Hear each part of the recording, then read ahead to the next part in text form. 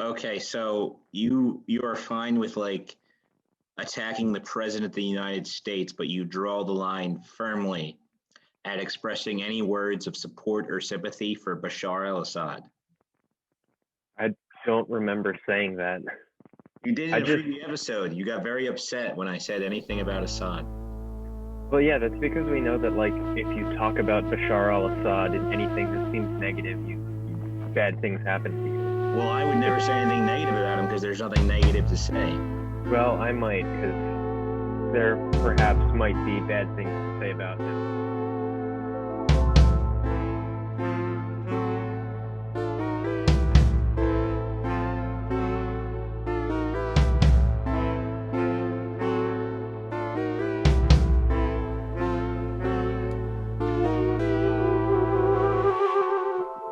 Anyway, speaking of countries with unstable governments and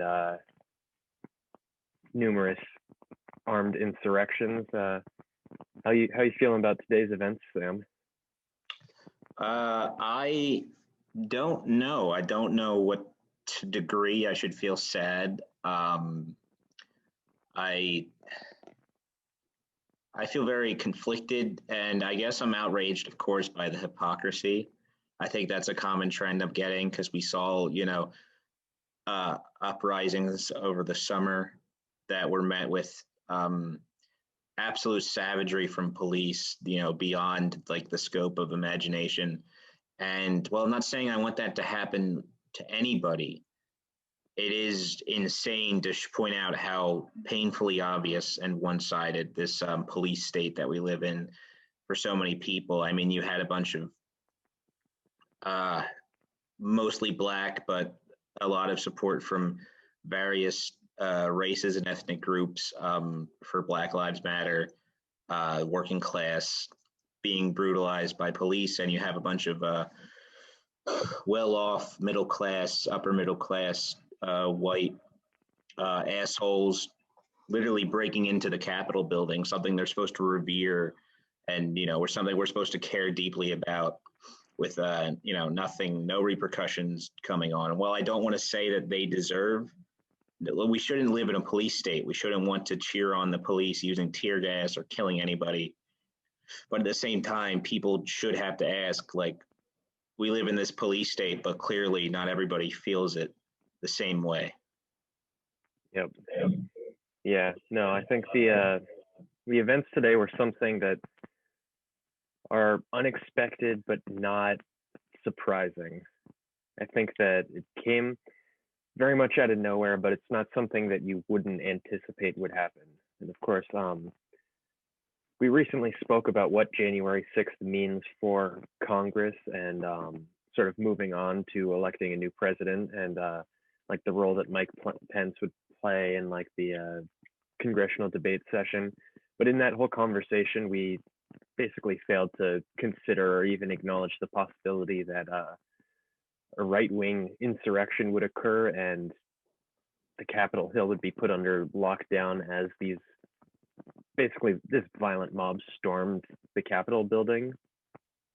And yeah, I think that a lot of people are shaken by this. I mean, it's one of those sites that you say, oh, that doesn't happen here. That doesn't happen in America. And like, of course, as you were saying, we've seen the police brutally put down protests of any sort, peaceful protests, violent protests, everything. Like they know how to fight hard against like people in the streets. But in this case, we saw people storm the Capitol building, what should be one of the most secure buildings in the United States, if not the world.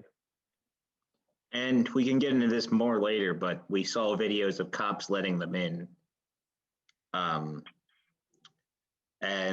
Yeah, a lot of people are, pointing out the hypocrisy of a bunch of people who were saying Blue Lives Matter and back the blue for months now, clashing with police. And to point out that these people are hypocrites is just so pointless. Like there's like, I mean, we're talking about the biggest hypocrites I think in the world right now. There's no point in getting outraged by the hypocrisy. Yeah, no, I think that at this point we can say pretty much that there is no coherent ideology behind this. Every slogan, every action is a means to an end, and that end being the retention of power Do and you like think maintaining power. do you think it's all about like their collective power, or how much of this do you think is about like genuinely the figure of Donald Trump?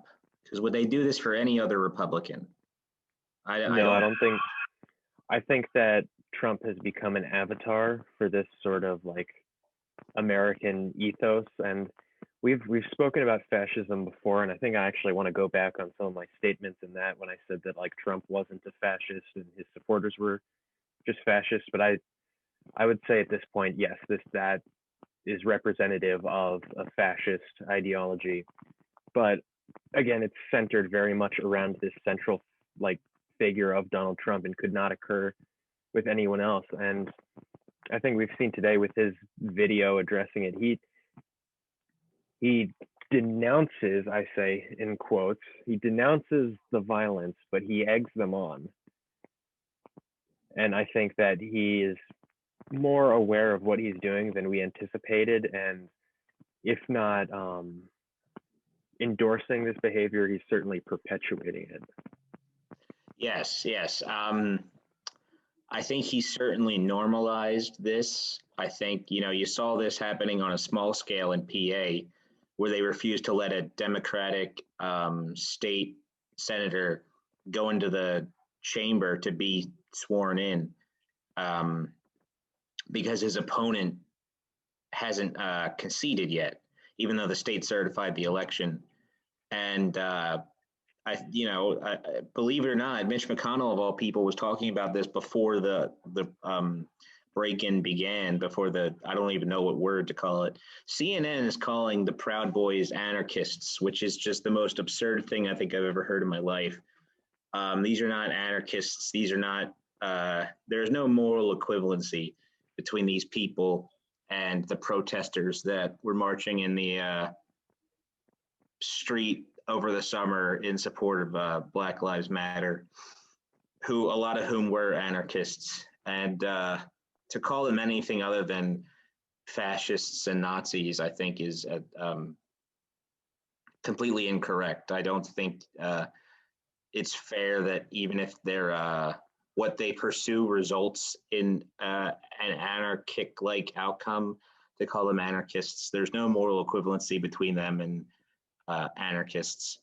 But I think that Trump, at the very least, has, whether he's a fascist or not, has normalized this type of like just lying and not accepting like results. And I think a lot of fact checking sites are like problematic in a lot of ways, but I mean this outright just refusal to accept like truth has been totally normalized within the right wing. They don't have to believe anything anymore. They believe what they want to believe, and I don't see how that will ever be removed from American political culture.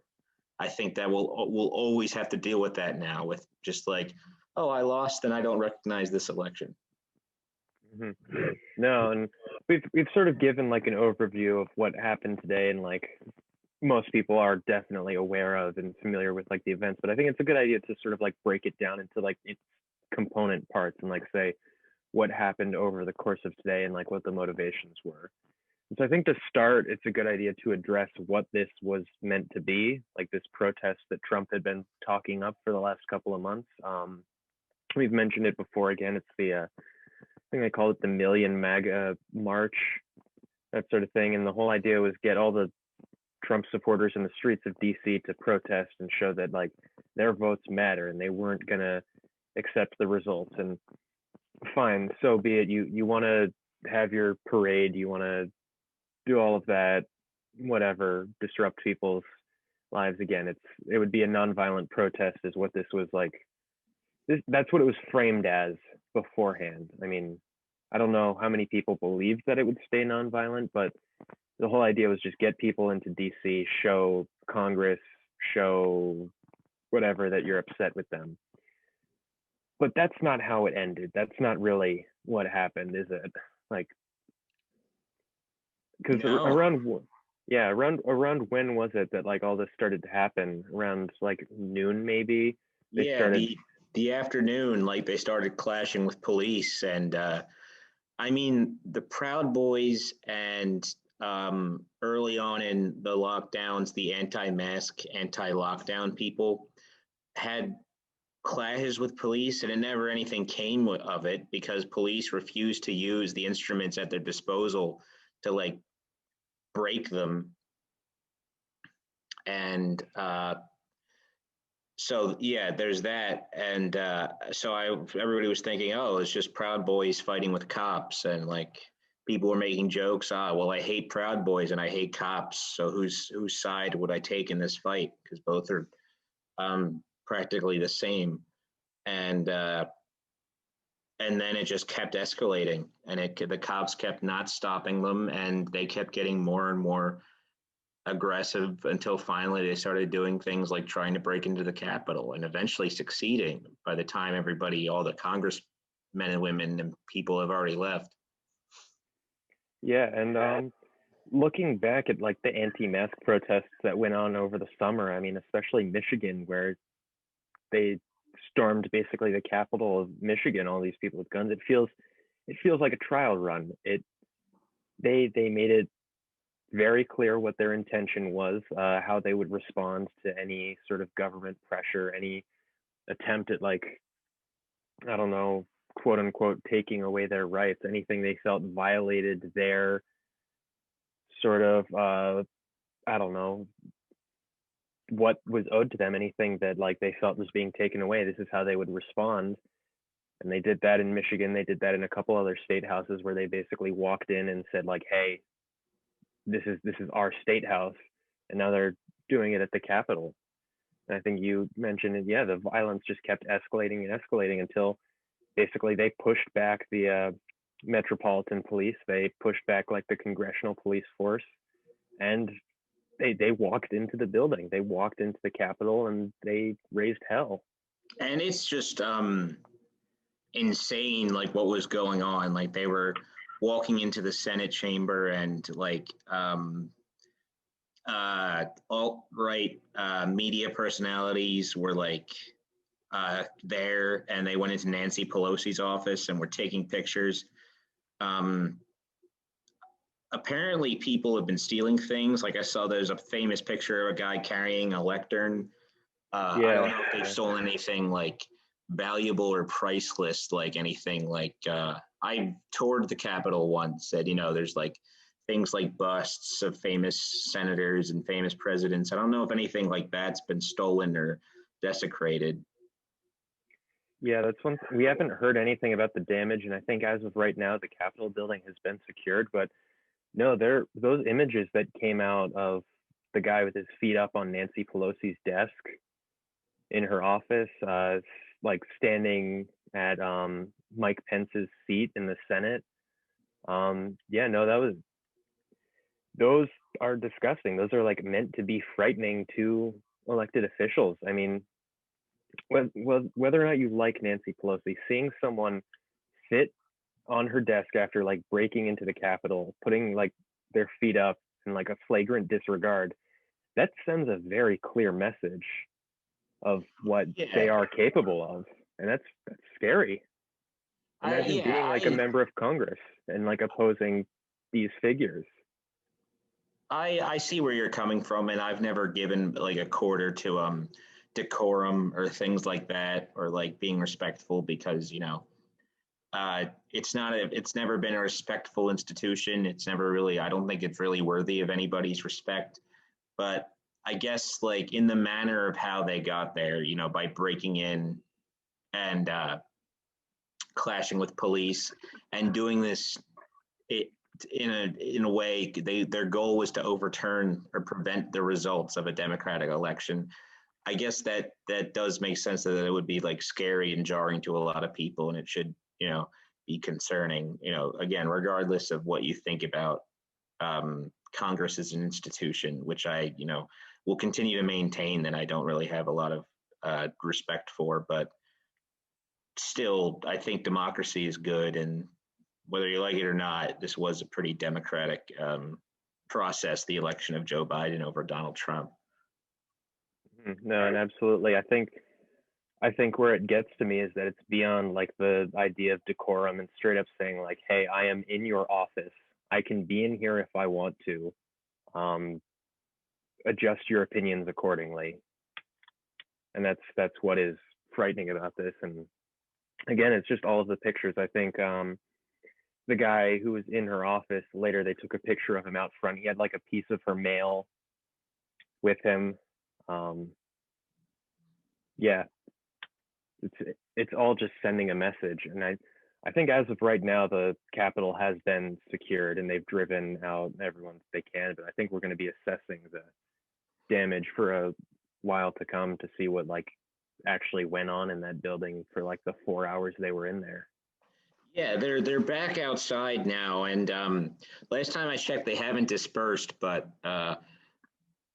they're in violation of a curfew that was put in place by DC's mayor, and just it's the opposite of what happened over the summer, where Black people were shot for sitting on their porches past curfew. There won't be any of that. None of these people will face any repercussions for being outside past the curfew that was put in place. They won't, ever have to like live in fear. And what I'm saying is I don't want more people that have to live in fear from US police, but you can't help but feel like a smidge of pure outrage that so many millions of people do, well, just so others don't have to. Yeah, exactly. And I think that the question of the accountability that these people face should be a question of not necessarily enforcement of the law and like the choice to enforce the law, but rather like what laws are they violating? I think that there's a big question of like reforming the law itself as it exists. And then there's a question of law enforcement as it exists. And I think that the choice to not arrest these protesters, the choice to not crack down on them, is a betrayal of the law as it is written by the choices of law enforcement. And I think that's what sort of makes this really bad is when like there are protesters and like Black Lives Matter protesters that got arrested and ultimately were like released because they didn't violate any laws. But then there are these people that are very clearly violating laws, but it's the decision of law enforcement to not pursue it that lets them go free.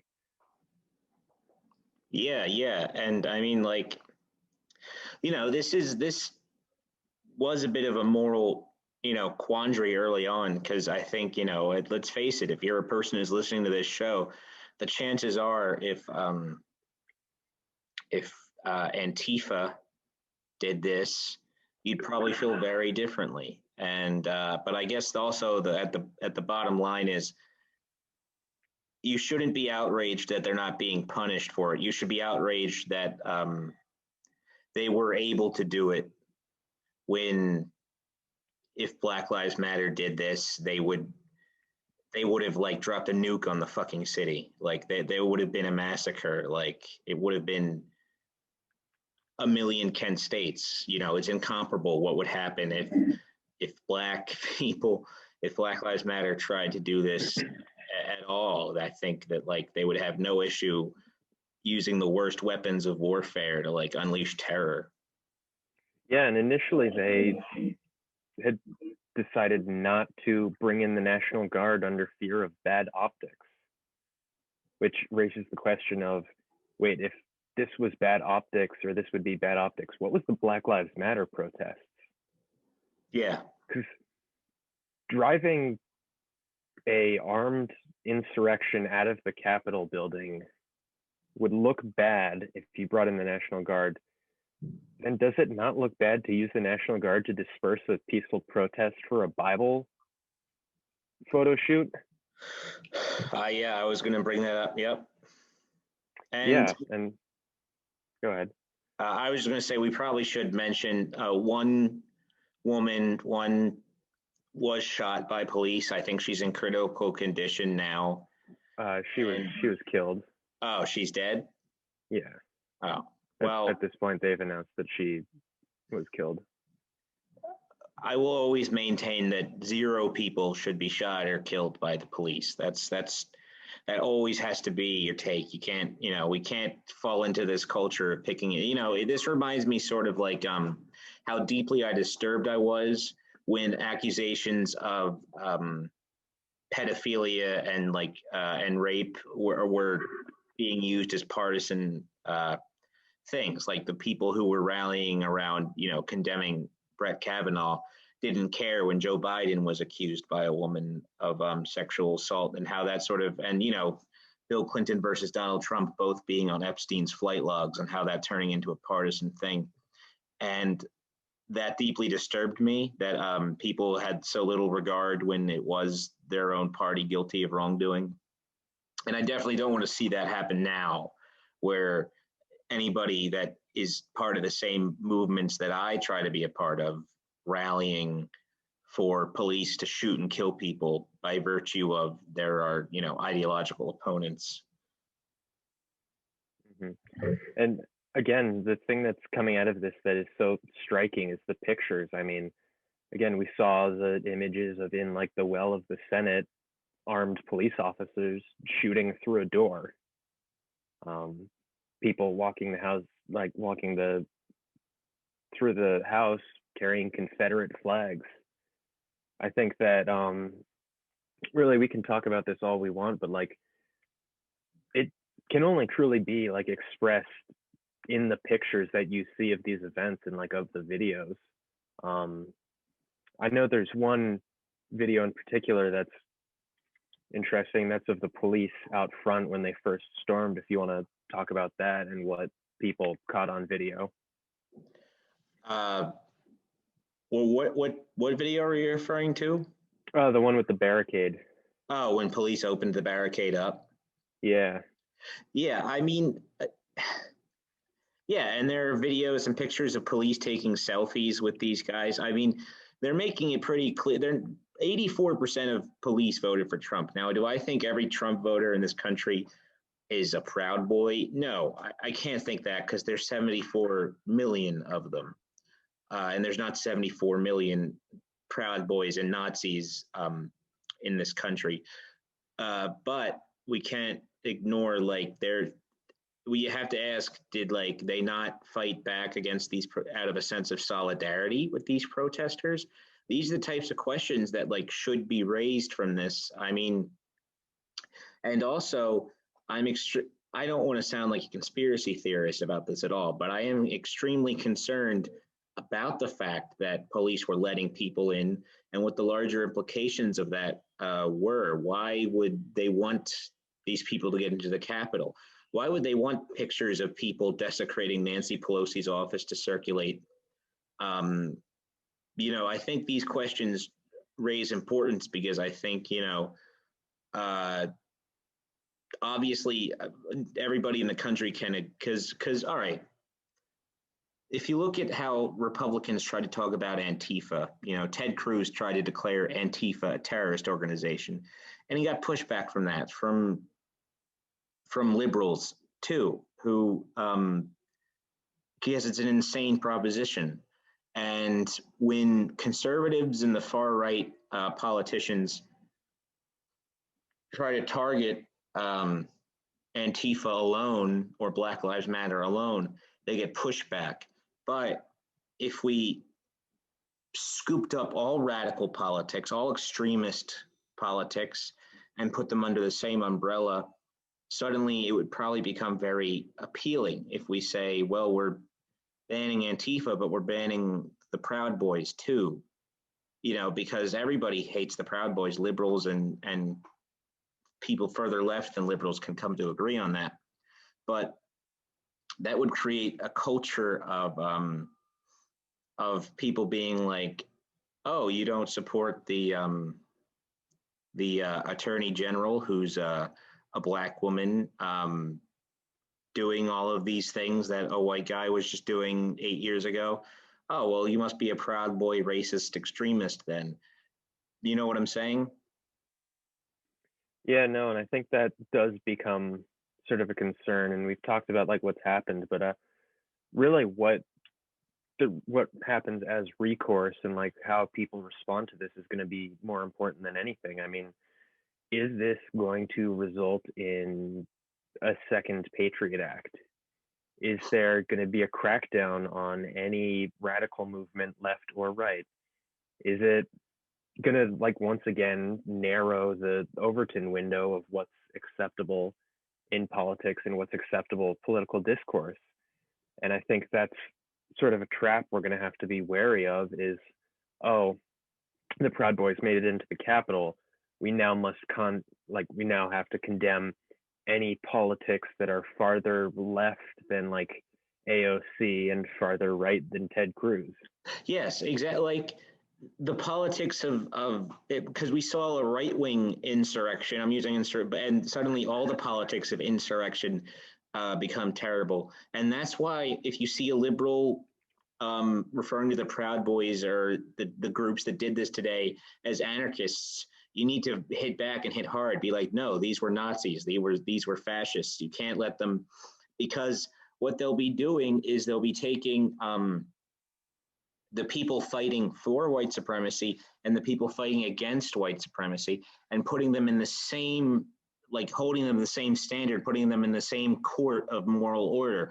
That's what liberalism does as an ideology. It puts, the master who owns the slave and the guy who escaped slavery in the same playing field and sees them both as, dangerous radical extremists. And like, again, as I said before, if you think that there's any moral equivalency between Black Lives Matter and the Proud Boys, because both did things like set a cop car on fire and the other stormed the Capitol building. If you think there's any moral equivalency between those two things, then this really isn't the podcast for you. I'm not interested in you listening to the show or engaging with us, because you're deeply wrong, and your view of politics is deeply problematic. It's just as problematic and sympathetic to fascism as a Donald Trump character. No, absolutely. And I think that when you see something like this happen, where fascists come out and do something awful and very public, I don't think someone you condemn should be the anti-fascists. They have these names for a reason. Anti-fascists are in no way an equivalent of fascists. Names mean things. Being anti-fascist tends to mean that you are in direct opposition to the fascists who are doing the bad things. And I think to lump them together is a dangerous false equivalency, and I'm afraid we're going to see a lot of that. And that's what's most concerning, because like I said before, the media is already doing things that should raise your eyebrows, like talking about how bad insurrection is and calling Nazis anarchists, so people will associate them as being the same. But if there's ever a more perfect man for the moment in terms of like, trying to end all radical politics and bring the country to a moral center, like believing that centrist positions are by very nature of not being one way or the other the most moral, it's Joe Biden, because I think that's who he is as a person. I think that his political career is defined by believing that. And, there were whispers of this in the primary, not just in 2020, but in 2016, where people were trying to draw comparisons between the politics and campaign style of Bernie Sanders and Donald Trump. Both were angry white men who yell a lot, except, of course, Bernie Sanders was yelling because people don't have health care, and Donald Trump was yelling because he hates Mexican people. And that is essentially like that, the trying to, like, Bernie and Donald are both of my ex-boyfriends, liberal media. We laugh at that now, but I mean, that's what they're saying. They're saying is that the guy who's fighting to give everybody health care is the same as the guy who's fighting to build a border wall, No, absolutely. I don't think people will fight for Medicare for all the same way that they're trying to overturn an election. I don't think you can draw a comparison of those two things. And I know we've beaten around it before and sort of been like, oh, maybe Trump isn't a fascist and all that. But I would say unequivocally right now, especially with the release of his video, he is a fascist. And at this point, I would say a threat to democracy if this continues, if he continues to enable these people. And I think that's something that Bernie Sanders never will be. If you think Bernie Sanders is a threat to our democracy or that he's going to bring about a communist regime, I think you're out of your mind. I think you need to do some reevaluation of your political beliefs if you think that's a possible reality. And I think that today of all days has shown us pretty directly that the outright rejection of electoral politics by Trump and his sycophants is actually a legitimate threat. He's willing to back it up, and I don't think that they can follow through. I think that the minute they see the National Guard crack some skulls, they're going to run away like the cowards they are. But they showed us today that they are willing to come out and be a coercive force. And we have to get worried about, asking the questions like, will the National Guard crack those guys' skulls? Because the National Guard and the Proud Boys share the same view of Black Lives Matter. And like I said before, 84% of police officers voted for Donald Trump. I think, and if what you said is true, and I know most people who listen to our show share your view that Donald Trump is a serious threat to Western democracy, that he is a fascist, but at the same time, we just presented the fact that 84% of police officers voted for him. You have to ask yourself, will police protect democracy when we have the greatest threat to democracy being championed by police? So we have to understand, we need to create our own side, because the two sides that are feuding right now none of them represent you. They don't. The police and all their weapons of war that they're dying to wage upon like the underprivileged in society, they're not your friends. And this white petite bourgeois upper middle class that want Trump to declare himself emperor for life, they're certainly not your friends either. Yeah, and again, we say it always with like the weapons of war and how the police presence in a lot of cities resembles an occupation. What we are seeing is American foreign policy coming home. I think that this sort of event is something that the U.S. will intentionally trigger in other countries and try and bring about in other countries to sort of instill anti-government sentiments and delegitimize democracies across the world.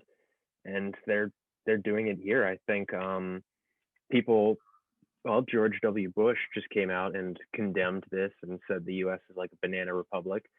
But if you look at his foreign policy in Iraq and all the nonsense that went on there behind the scenes and in front of the American people, this is that foreign policy come home. This is a continuation of the sort of like dissent against government, the destabilization of government, and sort of like manufacturing dissent, I suppose. And yeah, it's not new. We have to rectify the fact that if a group of Nazis tried to overtake the government building of a country in Latin America or throughout most of the world, anywhere in the 20th century after World War II, there was a good possibility the United States would have supported said Nazis. I mean, whether it's Ukrainian Nazi, like ultra nationalists, or the Contras, we have a bad history of what happened today happens all over the world, and unfortunately, usually the U.S. is involved in it in some way. I think, I agree that fascism is imperialism coming home, and it's it's coming fast. I agree now. It's the tools of the empire brought home, and oh boy, are they home. Oh, absolutely. And to sort of change back to a different subject is right now they've actually announced in about an hour that they'll be back on the House floor to finish debate and certification. They've they've already driven them all out of Congress and secured it to the point where they are now going back into the deliberative process for the certification of Joe Biden's presidency. They do like the states in alphabetical order, right? So they probably got to Arizona, and that's when they had to have their debate. This is a process that could take like an hour and a half, but it's able to be extended so long because of Republican legislative efforts to block the certification of the election. And don't forget that there are a lot of Republican congressmen and women and who are in some ways responsible for this. If Donald Trump is responsible, then so are his enablers in Congress who have also called into question the election, who are going to continue fighting it as it happens in an hour or so. Your Josh Hawleys, your Ted Cruz's, your Lindsey Graham's. Lindsey Graham was the first one to call the Georgia Secretary of State and ask for 11,000 extra votes. It's just the Secretary of State recorded his phone call with Trump because nobody believed him when he told a story about Lindsey Graham saying it. Yeah, and I think that's going to raise the question of what can we do about that? I mean, I know that some Congress people, I think Ilhan Omar tweeted it, but she's looking into drafting another round of the articles of impeachment for the president 2 weeks before he's out of office. And people are calling for the resignation of senators like Ted Cruz and Josh Hawley or some sort of censure.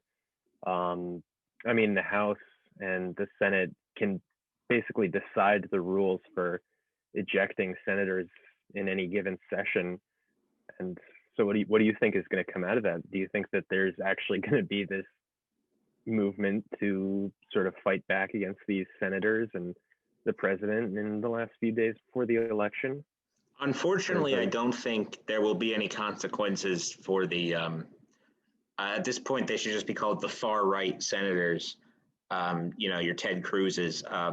I think people think that I think the Republicans, even his enablers, even Ted Cruz and Josh Hawley, believe that once Trump leaves office, that this will all be over. I think Joe Biden thinks that. I think a lot of Democrats believe that, and a lot of Republicans. Mitch McConnell believes that once Trump leaves on January 20th, we can just pretend the past 4 years never happened. We can pretend this election didn't happen.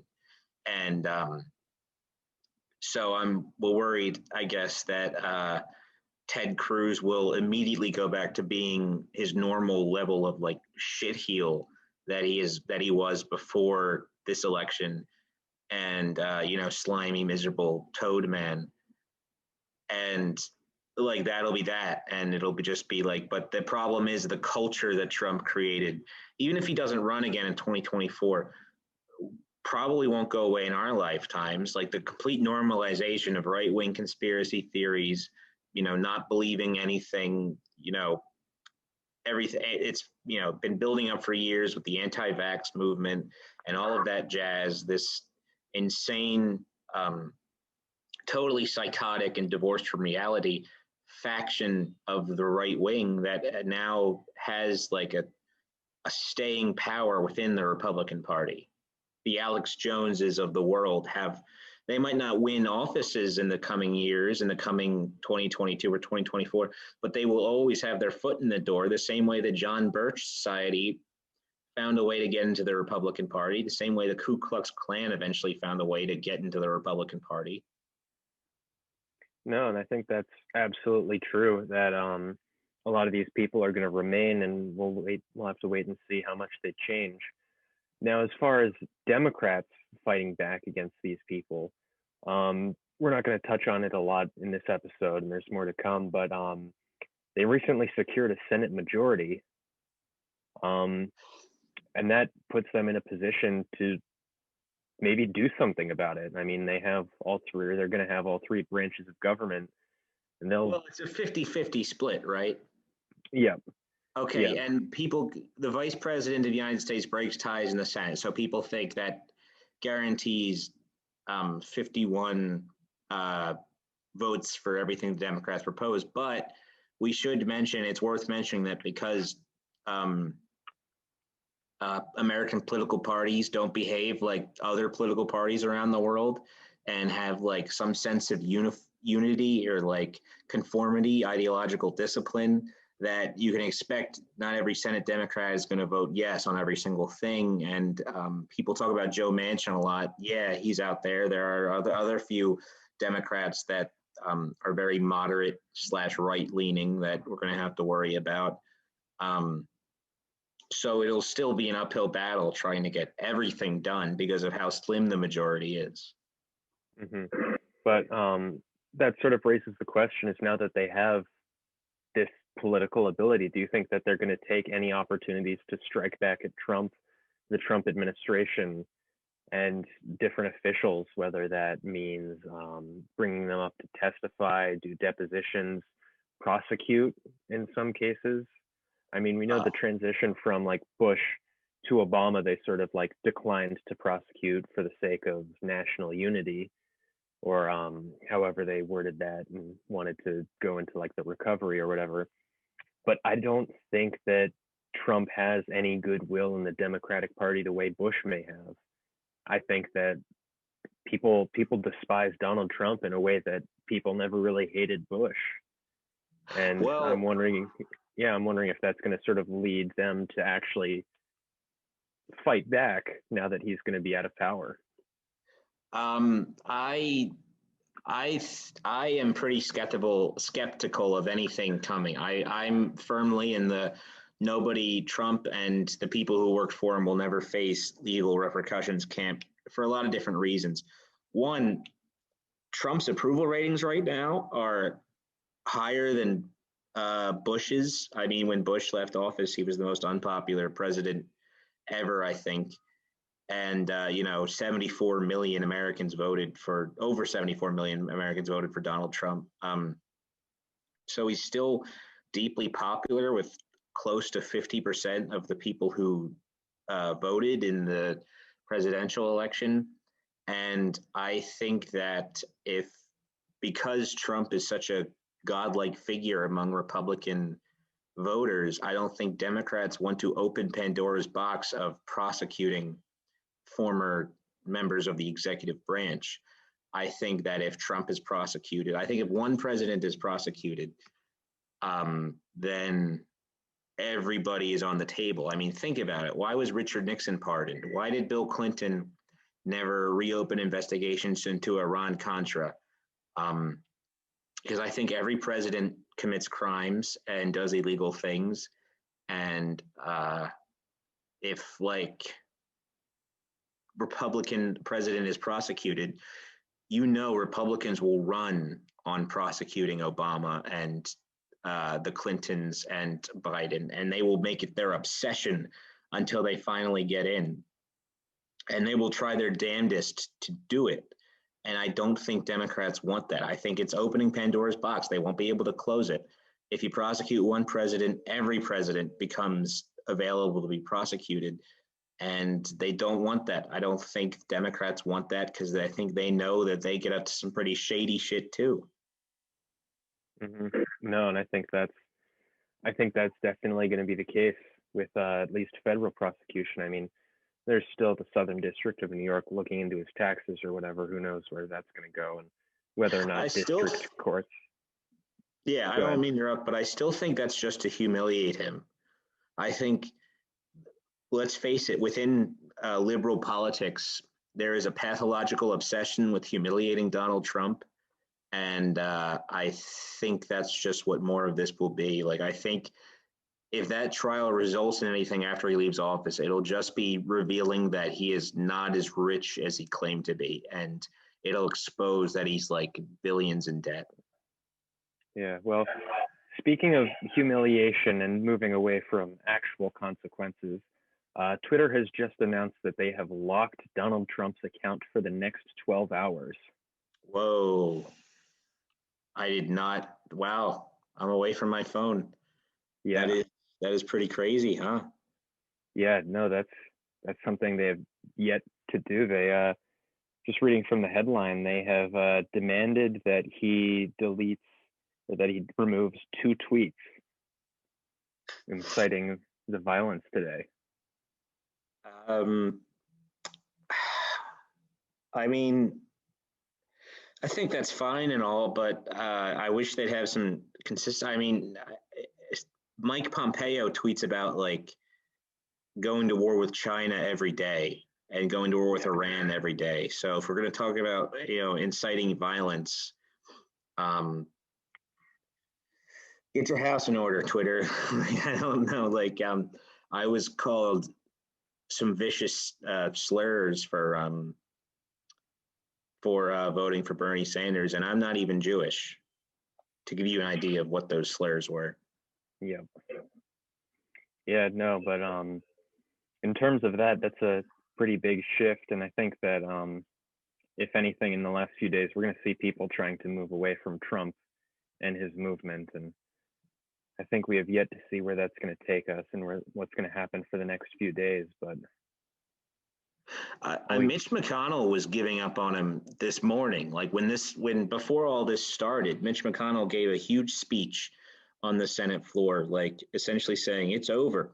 I think he's mad. I think he probably believes that Trump, by making this $2,000 check thing a big deal, he probably believes that Trump played a role in Georgia, and yeah, Mitch McConnell and he's right.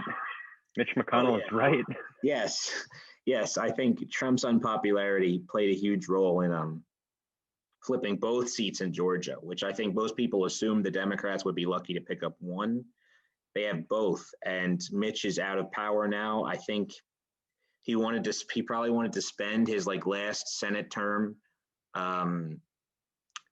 preventing the Biden administration from doing anything, and now he can't do that. He's been like not neutered because he is very resilient and powerful, but he's definitely been knocked down a peg, and he's probably pissed, and that's why he was condemning in the strongest possible sense everything Donald Trump's been doing with the election this morning. Yeah, and then we see the same thing with Pence. And granted, this is all pre-Capitol fiasco, as Mike Pence outright said, no, I'm not going to overturn the election. I don't have the power to overturn the election, and I'm not going to do it. And I think that what went on today is going to be the final nail in the coffin for a lot of Republicans, where they finally, I don't like to think like, oh, wow, I guess this Trump guy really is bad. But I think a lot of them are going to wake up and be like, oh, yeah, this probably wasn't a good idea. We should try and do politics differently from now on. I think on that, we have to wait and see. I think the Republican Party, like I said, is more, because of Donald Trump, more volatile than the Democrats right now. The party could go in a million different directions. I'm pretty comfortable in saying where it's not going to go. I don't think they're going to become like a populist party. We've talked about that a lot already, but I have no idea who they're going to nominate in 2024 if Donald Trump doesn't run. If Trump runs in 2024, they're going to nominate him. But assuming he doesn't, it's impossible, I think, to predict who the nominee will be. And I think the party is very volatile right now, and it could go anywhere. And whether or not they'll have some sort of conscience, oh, well, this whole right-wing death cult thing is cool, but the Donald Trump part of it was bad. I don't know. Yeah, no. And I think no matter what, when we look back, I think today is going to be a turning point of sorts into whatever the new Republican Party becomes, whether it's the final transition into this Trumpist organization, or if it's sort of a wake-up call of trying to do things the old-fashioned way. I think that we've definitely seen an event big enough to say oh, this is a market, this is a historic marker in American politics. Yes, yes, and I agree. And since we're on the subject of the future of the Republican Party, this is like the last major point that I want to hammer home in this episode. We mentioned earlier, we're talking about, what happened today, and we mentioned earlier anti-mask protests, and that made me think of, right-wing response to Black Lives Matter protests, and, people like Kyle Rittenhouse and that couple, the gun couple who spoke at the RNC, Nicholas Sandman, if you remember that big goofball, and what happened today, where they tried to overturn the results of a Democratic election because their guy didn't win, and all of this is like a trend of like a perception of victimhood, and they have been convinced entirely by the Republican Party, by Republican politicians looking to get elected, that the white middle class, and I'm talking about the real middle class, I'm not talking about the working class, okay? The white working class has it very bad. And I'm talking about small business owners, lawyers and doctors, people who vote Republican, people who aren't millionaires and billionaires, but they're by no stretch of the imagination living uncomfortably. They live very comfortably. I think the small business owner is a great portrayal. These people are the biggest base of Republicans, and we're all reactionary politics. We're all far right fascist politics in America come about. They come about from this group of people. These were the John Birch Society, and they took over the Republican Party in 1964, entirely in response to the civil rights movement. And they have been convinced by Republican politicians that they are the true victims of oppression in this country. And they are the forgotten man, the silent majority. Call them whatever names you want, but it really started with Richard Nixon, and it continued on with Ronald Reagan and now Donald Trump, that they are they carry the country on their backs, and they are the victims of cruel coastal elite liberals and Black people who exploit the welfare system. That's fundamental to their ideology. And Donald Trump's presidency was the culmination of it. And this was the culmination of it. This, like, overturning a Democratic election where Joe Biden, who received more votes than any candidate in history, isn't allowed to be president because their guy lost. And it is a seriously psychotic, mentally ill, unhinged, very, very dangerous ideology. And you're right, fascist in a lot of ways. And if fascism ever comes to America, truly, American Nazism, it'll be entirely led by these people. This is who it is, the white middle class, vicious and unrepentant in their conservative reactionary ideology. And they do it all by shrouding themselves in a culture of victimhood, of false victimhood. Yeah, and I think, again, it's important to recognize that just over 2 years ago, the Republicans controlled the House, the Senate, and the presidency. And 2 years later, they lost all of it. Losing that much power in such a short span of time isn't the result of it being rigged against you. It's a reaction to your poor governance. And I think these people have always believed that they are the true majority. They are like the inheritors of America. They deserve to be represented. And the reality that they are not represented and they are not representative of the actual America seems like it's being rigged against them. And we're going to be facing that conflict for a while. Yes, yes. I think every bad thing that's going to come out of politics will be entirely because of them, because that's what history has showed us. I mean, the conservative movement, I think the 1964 nomination of Barry Goldwater was a non-racist but has never been able to rectify the fact that even if conservatives are not racist, like the origins of their movement being founded in like becoming popular because as a response to the civil rights movement, like you cannot divorce the origins of American conservatism for racism because it only became a viable electoral thing because of people getting mad at the civil rights movement. So the existence of racism in this country is predates the modern Republican Party, but you cannot divorce like the origin of American conservatism from like a racist upbringing. No, I think that's absolutely true. I think that's all I have for today. Yeah, I didn't mean to get too heavy. I just, I was sitting No, around I mean, because I saw a tweet today that said like this is what happens because the left ignored the white rural working class. And I wanted to like throw my phone across the room because like imagine thinking like the Proud Boys are in any way working class or like meaningfully oppressed or discriminated against in any capacity. And just like believing that and genuinely saying that over and over again is like led to just the most stupid political situations imaginable. no, I think that you actually, if you look at any Proud Boy, you will see very clearly that this isn't some disenfranchised, disillusioned, like lower class rural American. They like parade as these like almost cosmopolitan, uh, very elitist, like the inheritors of Western civilization, and they wear like polo shirts.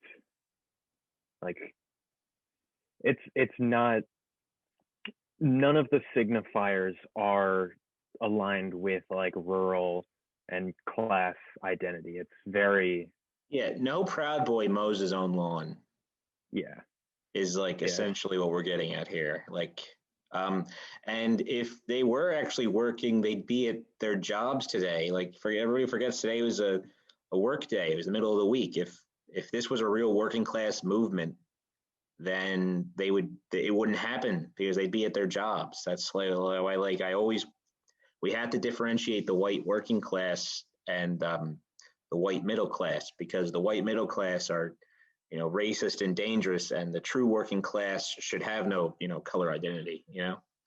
hmm no, and I think that if you draw one conclusion from today's events, I think it should be exactly that. Like, we need to look at who these people are, assess who they are, and sort of make those like political calculations and figure out where this is all going wrong. Yeah, well said, well said. Yeah. So I think that's all for today. So thank you all for joining us for this emergency episode. You thought it was going to be about the Georgia election. It was going to be a victory lap almost. We could have come in here and said, "Hey, the Democrats have the Senate. Things may be going better in the future," but fate had different plans. Yeah, we really dropped some truth bombs on you. Yep. Anyway, have a good one, all. Yep, from the Tempest, that's all, folks. Yeah, and don't raid the Capitol, please.